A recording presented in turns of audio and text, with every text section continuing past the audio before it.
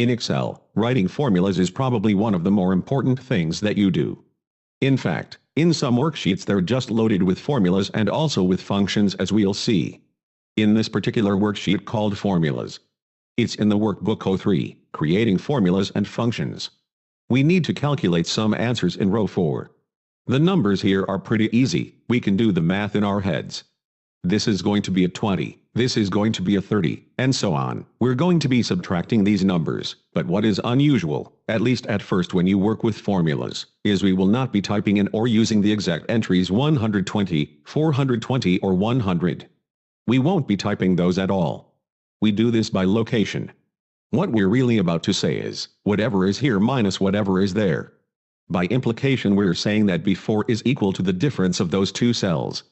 So, we don't type the before, it's implied. We type equal to begin a formula in Excel. We can type in the B2 minus B3. That's certainly a common way of entering formulas. There is this color coding that takes place as well. When we press enter, one of the arrow keys or tab, the formula is complete and we have our answer.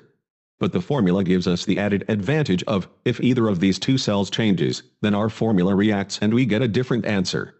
In a certain sense, this cell doesn't really contain 20, it contains a formula. When you click on cells, keep an eye on the formula bar, it reminds you what the cell contains. If you happen to double-click a cell, sometimes you'll need to do this to change the formula. It displays the formula in a color-coded way.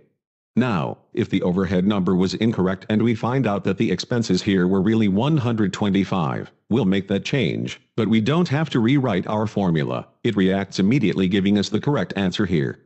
I'm going to undo that with Ctrl+Z. Let's talk about two other ways to enter a formula. Once again, beginning with the equal sign, but this time using arrow keys to get to the cells we need.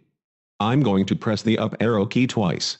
Now, press the minus key on the keyboard and then the up arrow key once. Indicate B3. Once again, enter. Same formula, same result. It's just a question of saving a little bit of time by not having to type in addresses. A third way might involve two hands. It might sound like it's going to take longer, but it can be pretty fast as well. It begins as you would expect. Equal sign. I'm going to click on B2, then minus on the keyboard, then click cell B3, and then enter. Here too, same result as before, same formula. In cell H2, we need a total of these 6 cells right here.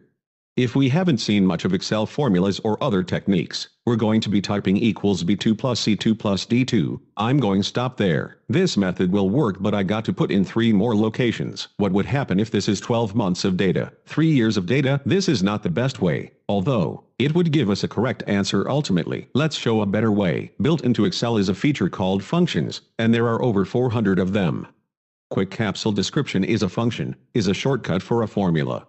They can often be a lot more than that. Probably, the most commonly used function by most Excel users is the one called sum. Functions begin with the equal sign also, so it indicates they are in the family of formulas. Sum, it's followed by parentheses, and within the parentheses we're either going to see a range of cells across a row, possibly down the column, or possibly across many cells. We can even have commas in different cells located in different locations. But in this example here, we simply want to select the 6 cells to the left, and you can click and drag rightward or click and drag leftward, doesn't make any difference. So I've got the mouse right here in G2, hold down the left mouse button, drag leftward, there we go, let go of the mouse and we're done, except for pressing enter.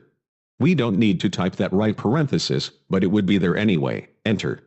That's a function, that's a correct answer. Double-clicking it simply redisplays it, and we can also see it of course in the formula bar. Add up all the cells, B2 through G2. Now, for an average here, we need to add up those first 6 months and divide by 6, but we already have the total here, so we don't have to really do the addition here.